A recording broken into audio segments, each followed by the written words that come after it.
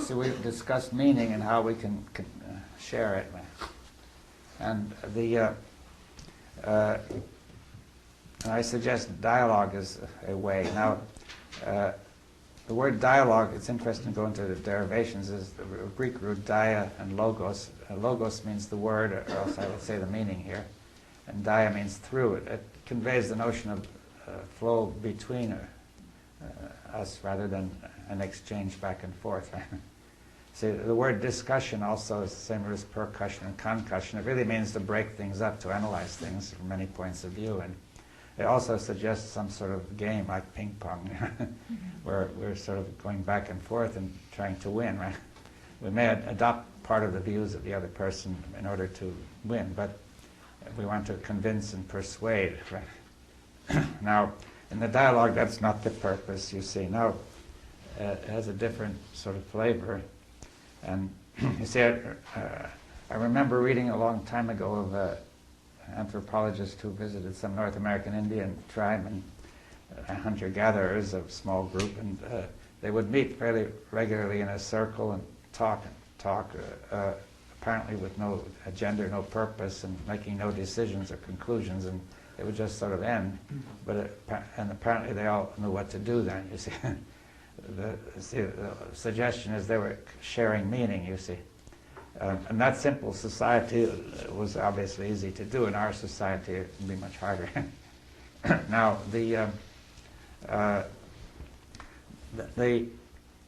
I would say that the basic notion of a dialogue would be for people to sit in a circle. As that geometric arrangement doesn't favor anybody. It allows direct communication, right?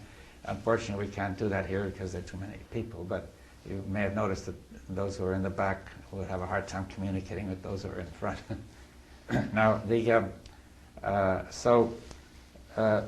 and in principle, the dialogue should work without any leader, without any agenda. But of course, we are used to leaders and agendas, so we probably have to start with a facilitator and gradually work toward not having one. Now, if people start, if we were to start a meeting here without a leader, say you start talking and we have no agenda, no purpose, I think you would find a great deal of anxiety in not knowing what to do, right? These early peoples sort of took it naturally, but we have got used to the other way, right? And so one of the things would be to work through that, you see, that there is going to be this anxiety, but you have to face it, right? And I suggest that if people did this for an hour or two, they would, and in fact we know by experience they do get through it, right? Now, and start to talk, right, more freely. Now, if we try to have a dialogue, we'll find various obstacles in the way, you see. First of all, we find that some people talk easily and tend to dominate the conversation, and others find it harder to talk, or perhaps they don't have that confidence, they're afraid to make a fool of themselves. Some people are not worried about that.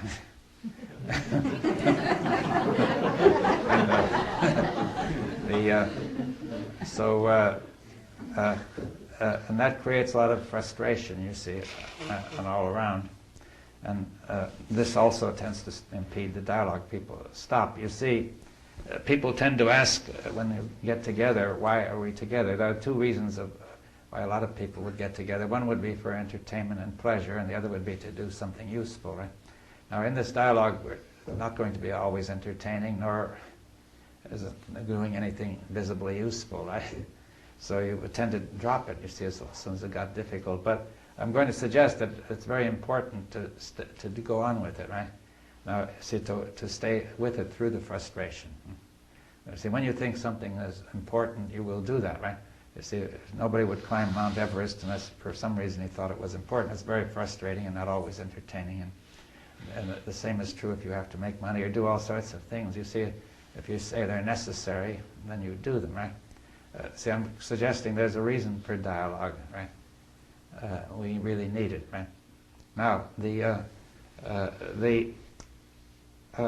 so what is it?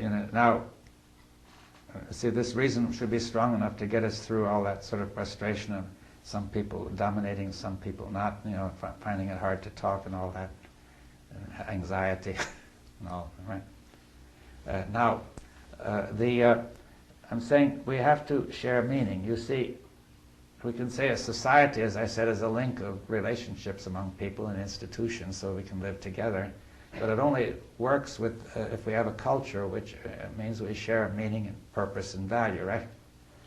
Otherwise it falls apart. Our society is incoherent and doesn't do that very well. It hasn't done for a long time. And so now, how are we going to go about it? You see, when people first get together, if you have, say, 5 or 6 or 7 people, they can usually adjust to each other so that they don't say the things which would upset other people, right? Right? They sort of get a cozy adjustment.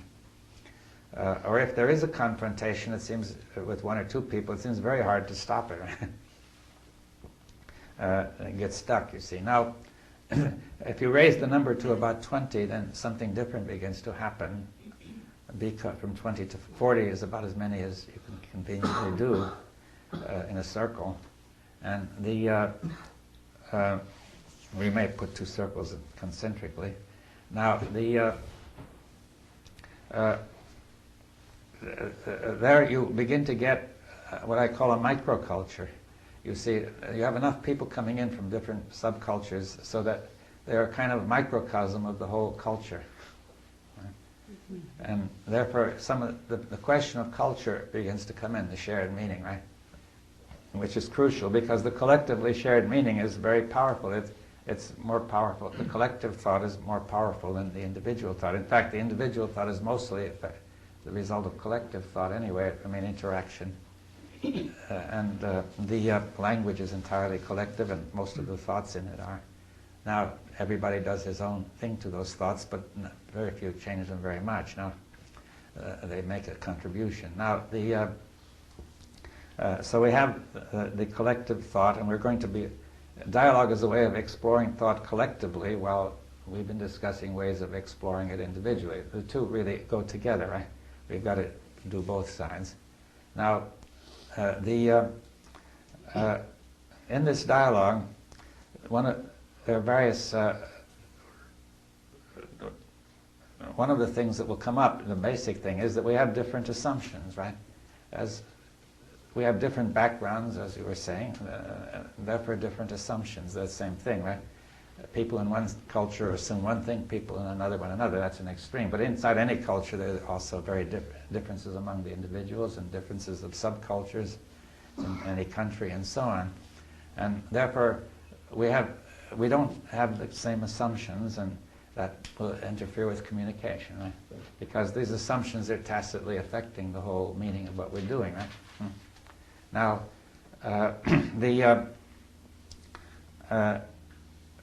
now, assumptions also, we could say opinions are essentially the same thing. An opinion is an assumption which people tend to defend. Right? You can have opinions you don't defend. Like if you have a medical man, a doctor, he has a first opinion. Now, if he's a good doctor and it's a difficult case, he might call for a second opinion. Now, he's not expecting the second doctor to defend his opinion against his. That would be a waste altogether. He just wants another opinion, another point of view, to put the two opinions together, right? Now, but that is not the case usually when people have opinions, right? See, when they discuss and have opinions, they defend them, they impose them, right? They try to have some sort of to convince and persuade, to have a compulsive element in there, some sort of violence, right? In that, and and that prevents communication. You see, if we defend opinions, we're not going to be able to have a dialogue. Right? Now, you're usually unconsciously defending your opinions. You don't do it usually on purpose. You may be conscious, but most of it is not, right? You feel this is so true that you can't avoid this, trying to convince this stupid person how wrong he is, right? And so on.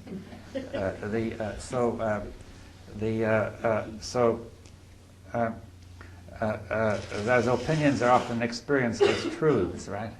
They may be just your assumptions, your background, you got them from your teacher, your family, or by reading or whatever.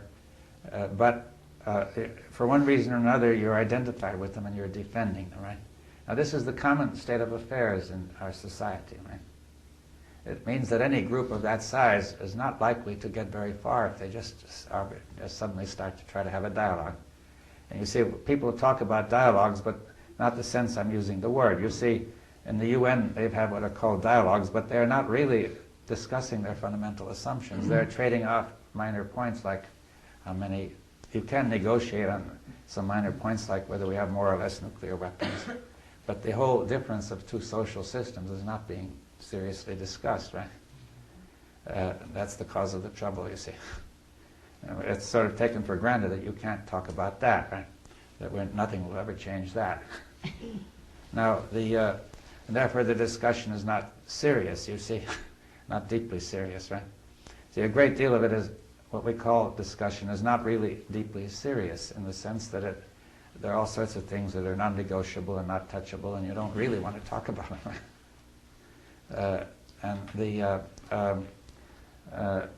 You could say that on the whole, if you're sort of defending your opinions, you're not serious. If you're trying to avoid something unpleasant inside of yourself, that's not serious either, right? You see, a great deal of our whole life is not serious, right? And society teaches you that. You see, it says, it teaches you not to be all that serious because it sort of implies anyway there's no point to it. There's nothing you can do about it anyway. You see, there are all sorts of incoherent things and there's nothing that can be done about it. So you only stir yourself up by being serious, right? So there's a sort of a story. See, now in a dialogue we've got to be serious, you see. They say it's not a dialogue if we're not in the way I'm using the word.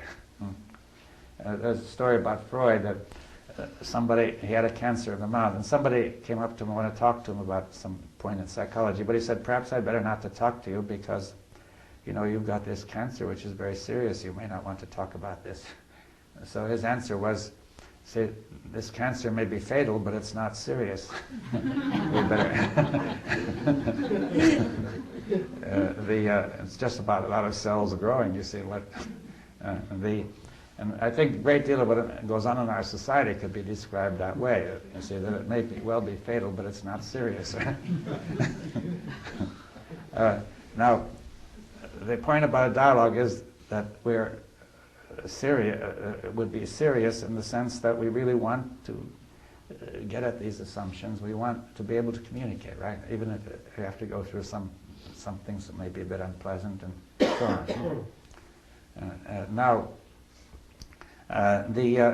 So now I'm going to suggest the way it ought to work, which is what? That if we have a lot of assumptions, now assumptions will come up.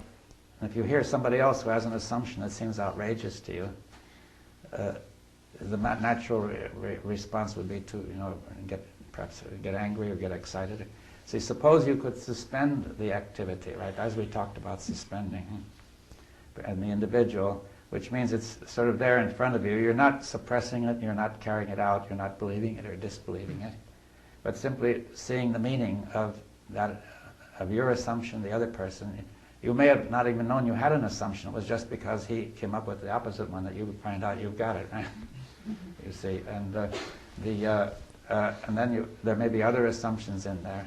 We're all suspending them and looking at them all, you see, what they mean and so on, you see. And if you're suspending that judgment, you may have a chance to watch the impulse. That's right, yes. In fact, you'll feel the impulse, you see. Your impulse is to do something, say something, right, and say, defend, right, to get in there.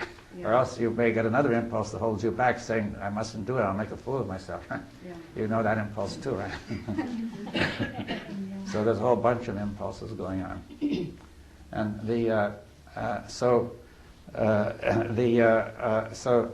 now if we can all suspend our impulses, suspend our assumptions and look at them all, and so on, then we are all in the same state of consciousness. The content is the same, right?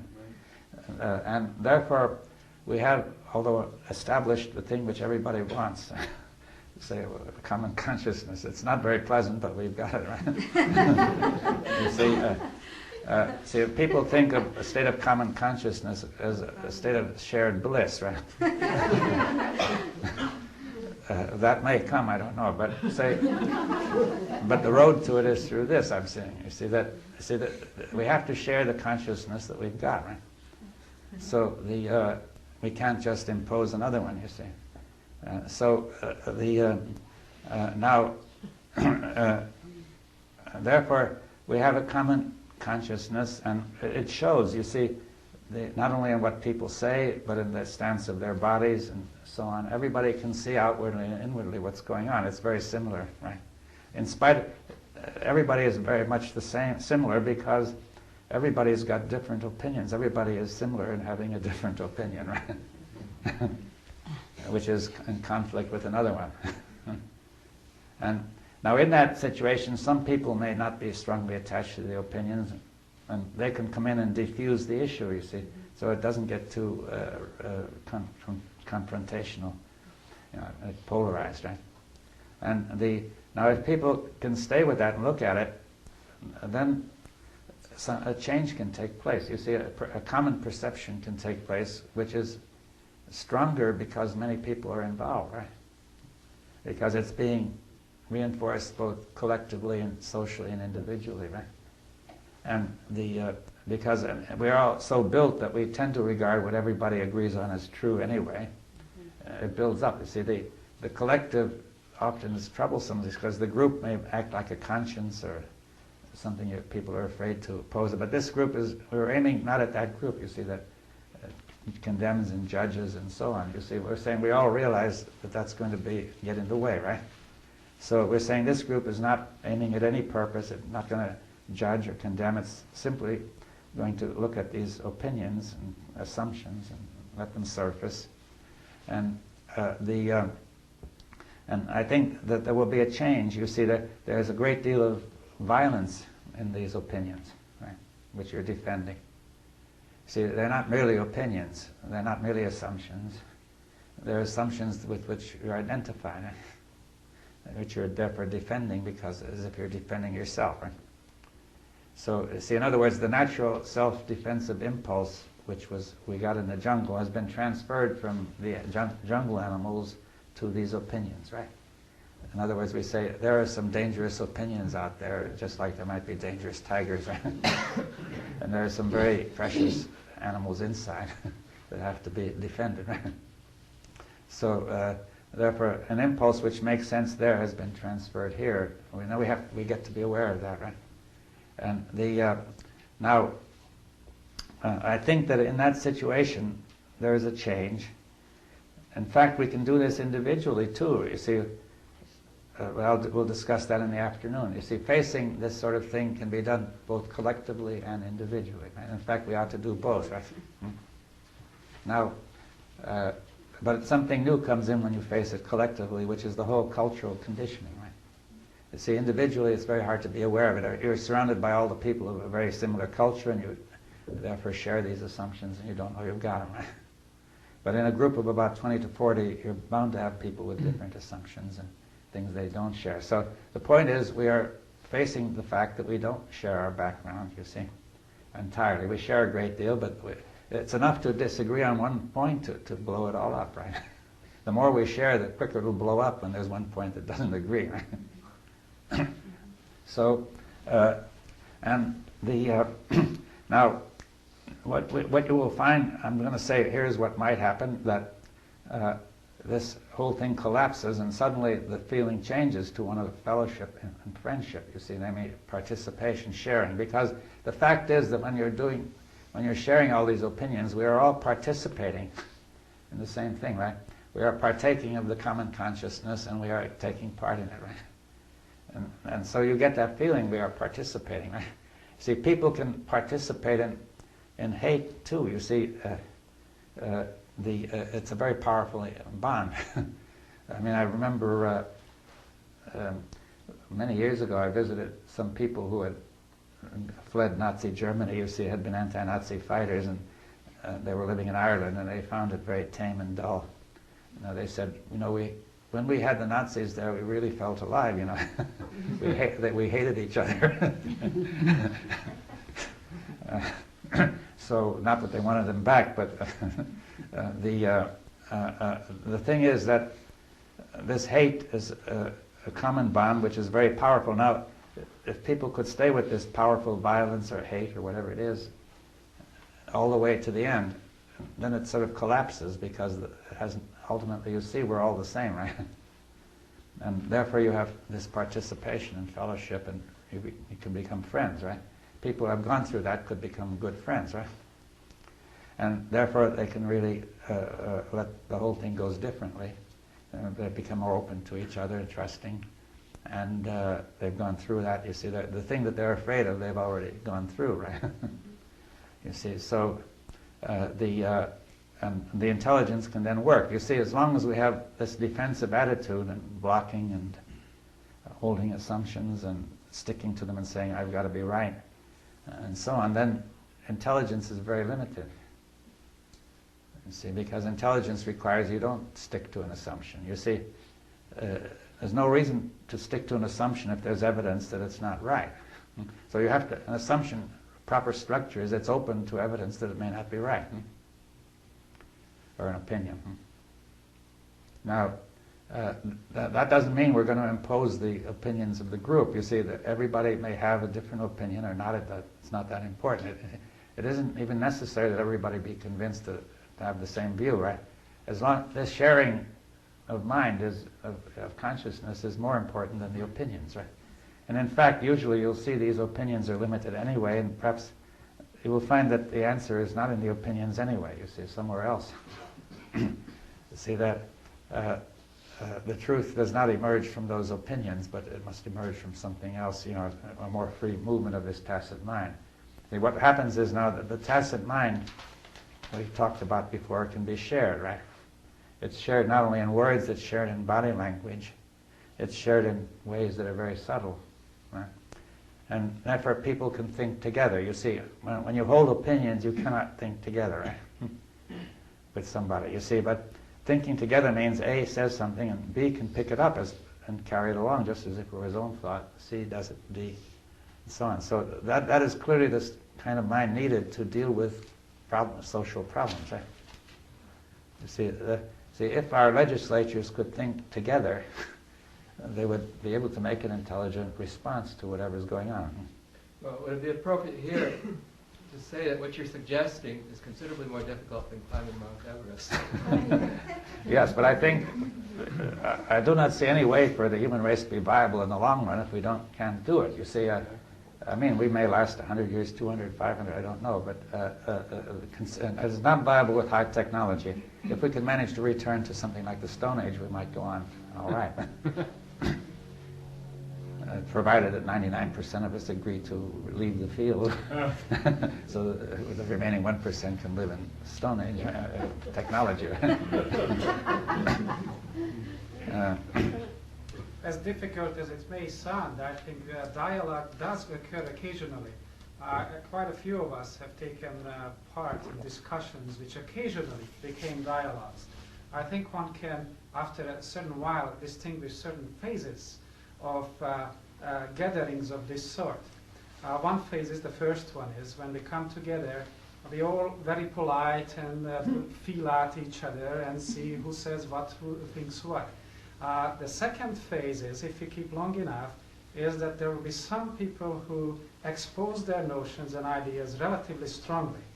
I think this phase is a very important one that, like the lady over there, when she comes and says, well, I don't understand this and I think this is a very important phase of dialogue, that people expose what they have in their mind, not just as a loose set of questions, but as they actually feel about it, psychologically moving with it, and so on. Now, this generally goes into a lot of zigzags. And I suggest this whole process, as we look at it, is very much same as the creative process, if we follow it through. Now, this zigzag then is the various opinions of people coming to clash. I think this, you think that, and so on. How come? And comes this evangelizing urge to convince each other of our absolutes. Now, the next phase is an outright chaos. And the most valuable phase of this whole thing. when we all feel that this whole thing is not worth doing. And how many times have we felt it, right? Now, two things we do about it. Comes a good leader or facilitator and says, let's organize this thing. This just cannot go any further. So we fragment each other into various little groups and we think that this will work. The only thing we have done now, the groups have these different views and opinions. They go into various fights. Or we plainly turn our backs to it and say, well, this is not it, it's not worth doing, and so on. Now, if we survive the chaos, if we go through by whatever external force or internal urge and so on, comes one of the most beautiful things. The coming out from the chaos is the letting go, the dropping our views, the yielding to saying, well, I'm really not too sure after all, and for the sake of maybe getting out from this, my neck is on the table now, so let this whole thing float. Let's see what happens. If this stage arises, after it, something quite beautiful happens. And that is, the Bible comes to my mind when Jesus says that if two or more of you come together in my name, I will be in the midst of you. And that's exactly the feeling which comes, where it is there is a sense of love and care, a certain brotherhood in which it doesn't matter anymore too much what you say. It is this atmosphere which becomes important. It is this sense of being together, quite independent of your opinions, but of course that's included. I will listen to you. I can even tell you you are a fool, and so on. And you can tell me the same. This is the kind of atmosphere. If it comes about, it is the most fertile land in which then you can start with anything. Any thought matters. The important thing which then remains that you and I are together in a very deep sense of this thing. We are not separate from yet our opinions are different, and so on. And I think to survive this chaotic state, and probably this chaotic state has to be certain kind, maybe properly facilitated, I don't know exactly what it is, brings about something so memorable that itself, that if you wish, experience of togetherness will then make the situation go on and survive new chaoses, new ups and downs. I think this very process is actually very much what one can individually sense, the creative process. That's how new ideas come about individually. We go into it with some assertion, that's how it goes, that's what it should be. Then we find an obstacle and the thing collapses. Then zigzags arise. I, as an engineer, go through this over and over again. And then I get lost. It's a chaos. I don't know what to do. And then somewhere, sometimes, when I am really let go, the idea pops from nowhere. But the important thing is that idea pops in a background, a feeling, a certain deep sense of meaning and intelligence and love. All these things is behind it, and it pops out from that. And from there on, oh yeah, this is it. And I think that's the same thing which can occur, or similar thing can occur in a group environment. Yes, well, that's a very good outline of the whole process.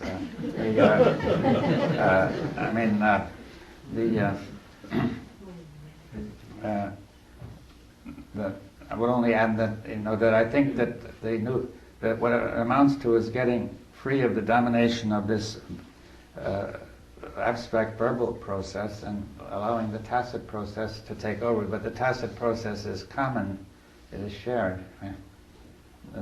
The sharing is not merely the explicit communication, which is part of it, and the body language and all that, but there is a tacit process which is common.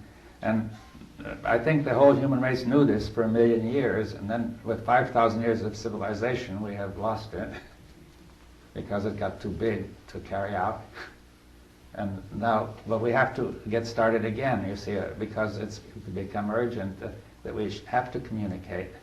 We have to be in sharing our, we have to share our consciousness and to be able to think together, you see, in order to do whatever is necessary so intelligently. And the suggestion is that people could start dialogue groups in various places. Don't identify with the group. You see, that's not the point. It's this whole process. You're liable to say this is a wonderful group or something, but you see, it's the process that counts. And saying even there's no point in keeping up a particular group indefinitely. Maybe you have to keep it up a while, or else it won't work, as you were explaining. It may be a year or two or so on. It's important to sustain it, right, regularly. And if you sustain it, all these problems will arise. You see, the frustration will arise, the sense of chaos, the sense it's not worth it.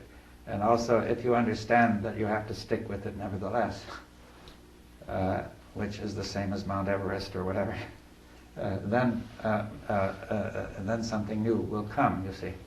Now, this new thing, I think, will open the way to changing this whole situation, you see, ecologically or whatnot. You see that people have, for example, the ecological movement now, the green movement, is in danger of fragmenting and splitting because many of them have different opinions about how to deal with this, so they can fight each other as much as they fight for the ecology. Now, it's therefore particularly urgent, I think, that the green movement must get into dialogue. It's even expressing itself violently in some aspects, like in the northern states, where some of the so-called environmental groups have been attacking forests and spiking trees and things of that nature. What do they do? I mean, yeah. They put spikes in trees, which cause problems when you're about to cut them down. Yes, I was reading also that they begin to attack cattle in isolated farms and so on. Yeah. Well, you see, then there are that's one group, and another group says, no, that's wrong. See, so the trouble is not so much what they're doing, but the real trouble is it splits the whole thing and makes it ineffective, right? Now, So you're saying the splitting is the violent action, and it's perpetrated by a violent there's a violent impulse, do you see? violent impulse. You see, which has a violent thought behind it, right? Or sustaining it, right? Well, would they have a dialogue then? Generally you talk about dialogues, just people saying whatever they want to say. But in that case, they'd have a dialogue about the environmental. You can do it in a more limited way. I think it would be best if they would accept the principle, let it be open, you see. But if they're not ready to do that, let's do it what we can. Right? Now, because when you limit it, you're accepting some assumptions on the basis of which you limit it, and therefore you're not looking at them, right? Now, I think that you see, this green movement is both a kind of window of opportunity, because people can see at this moment how dangerous the situation is. It sort of hit them, right? Now, if something doesn't happen, it's going to gradually close. The whole thought process is always working to the way we describe, to make you feel more comfortable and make you forget about it, right? And unless something happens, that's very likely to take place, you see. Now, it is essential, I think that the people who want to do this are going to be, that purpose is conducive to dialogue anyway. But it has to get going, you see. I have a question. I've been in several dialogue groups, but never in a sustained one with more than 20 people. It seems that there's a very common assumption that people have that it's not very important to have more than 20. And yet I have a sense that it is important. Could you speak to that? Yes, it is. You can do it with less, but there's a certain important point that occurs when you get between 20 and 40. Right? Now, the point is, you first of all get enough points of view to constitute a microculture. So you begin to really face the question of cultural diversity and what the culture is. You see, you're not. If you have too few people, you're not really getting into cultural questions very much. And the basic difficulty is cultural. You see, the attitude to the nature is a cultural question, for example. And now, the second point is the power of the thing goes up. You see, a large number of people has a tremendous psychological power. That is why people are afraid to talk in a large group. They feel the disapproval of a large group has a tremendous power. But also that means that if the group is working right, that has another kind of power. See, I think it would create, it's a microcosm of a different culture and of a different kind of mind. Now, I don't think that we can do this very greatly. See, if one or two people do transform in their minds, it's a limited significance, right? Now, if you get a microculture transforming, which can in principle, spread by going to other groups and so on, then you see the principle of the change of culture has been established, right? Now, it's like saying when they first had nuclear fission, you said there were only a few uranium atoms doing this, so it didn't look very important, right? But the principle was established, which was universal, so the significance of a change of culture, which means a change of shared consciousness, right? Shared meaning. I think that you take a group of a certain size to establish that significance. Well, there is another aspect of it. We have a natural example of a dialogue group, which I say the family is. You have the cultural diversity. Actually, you have all kinds of a diversity in a family. And in fact, most of my experience in dialogue is from my family, where such thing as this shared common meaning and the sense of love, compassion for each other occasionally has been established. So I think the notion that it has to be large, I don't know, maybe we think too much of the results. We have to change society, but rather, I think first the very sense of what is a community, what is a dialogue, what is to be together is far more important than get to the results. And in that sense, family is, for example, a natural thing. Friendship is a natural location for such thing to start. But it seems that most families are not capable of dialogue. Yeah, that's unfortunate, of course. I think for a number of times that partly what gets in the way of a dialogue is being personal. And I have never understood the difference between being personal and impersonal in a dialogue. I don't know if that's is personal or... I don't think of that as a key question. I don't know that. I think the thing that gets in the way of dialogue is to holding to assumptions or opinions, right? And defending them. Now, if you're identified personally with an opinion, then that would get in the way, right? You see, if you're identified collectively with an opinion, it gets in the way too, right? That I think the difficulty is that we cannot listen really properly to another opinion because we're resisting it. We don't really hear it.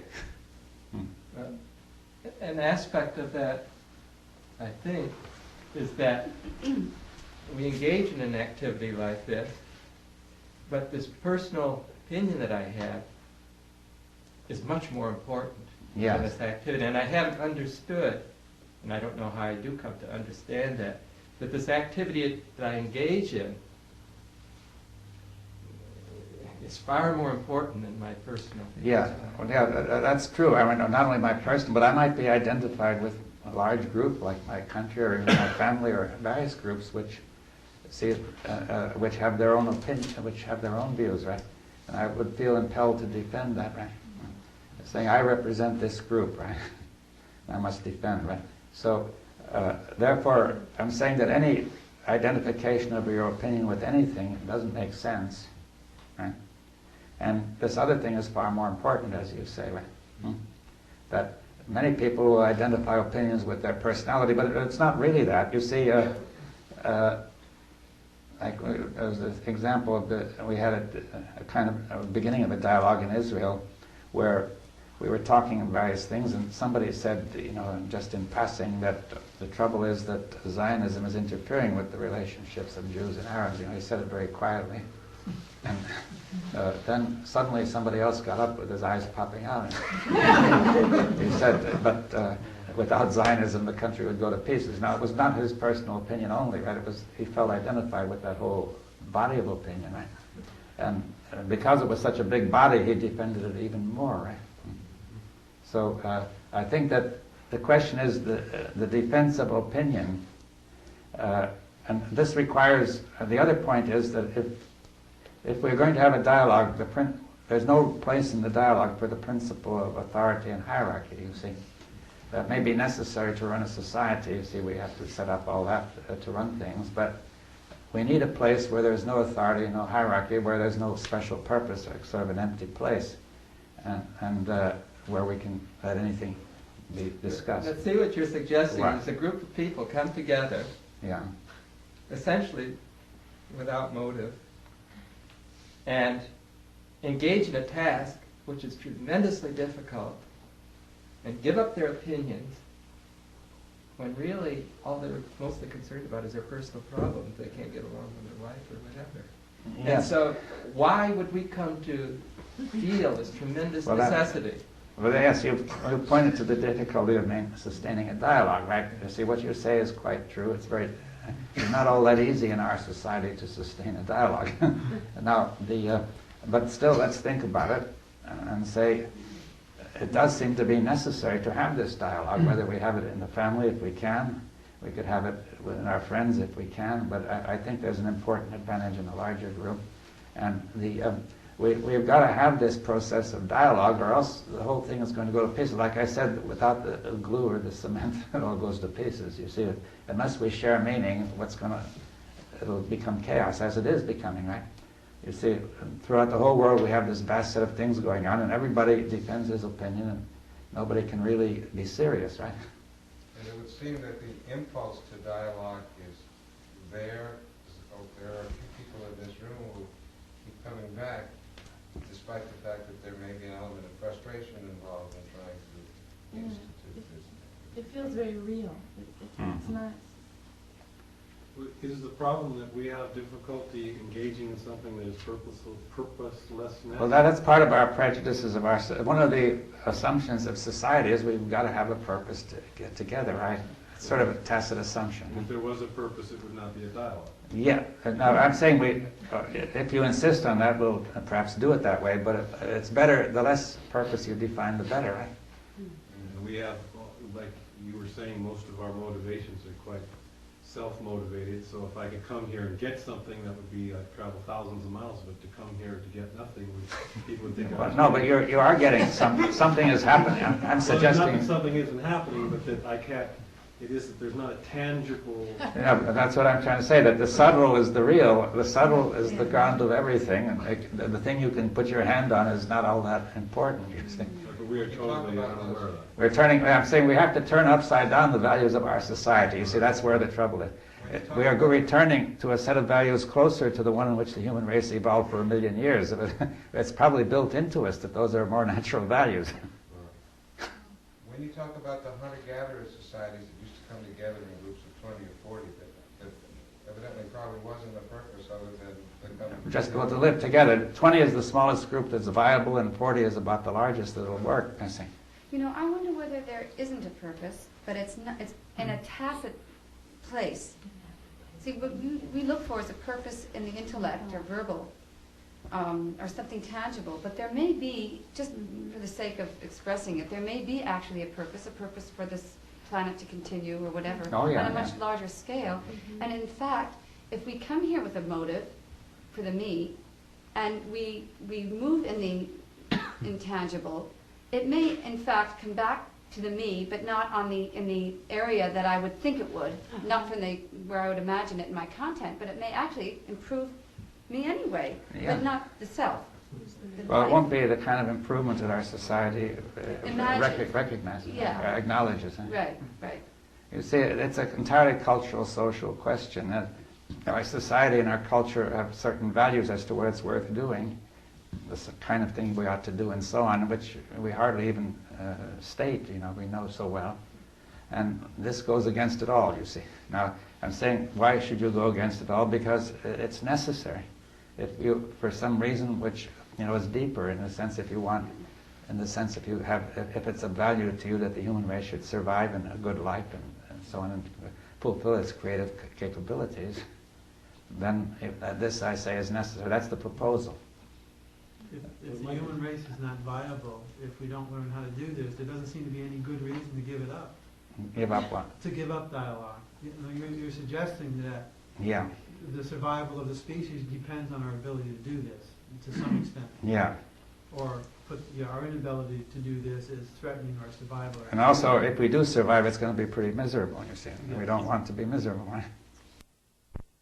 Also, it's very interesting, when I come to these sessions, people say, well, what's the session going to be about? And I say, well, I really don't know. And then I go home, and they say, well, what did Dr. David Bohm say? And I say, I don't really know. Yeah. Well, yes, well, that's the same thing again, that it's against the whole values of the society. They say if there's not something you can point to, then it has no value, right? We say it was more diffusive than productive. It actually diffuses. This dialogue seems to have a tendency to diffuse or to dissipate a lot of commonly held beliefs, Yeah. which may not give rise to a new belief, but has dissipated. Yeah, but I think that it will work in this tacit level of mental process, right?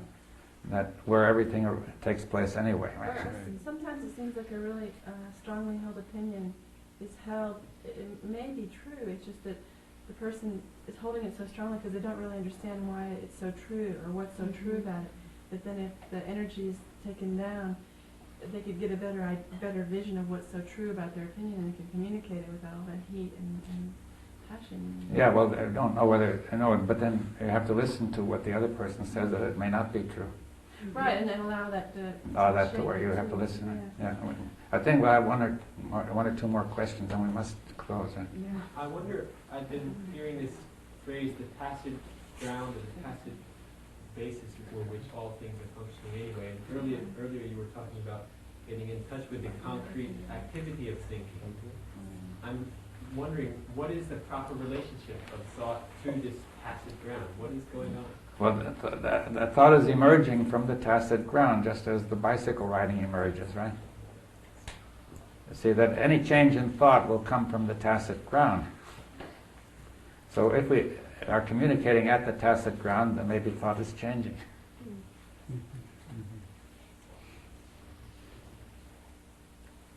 Right, well, we must close it soon. I think we must close because lunch is ready.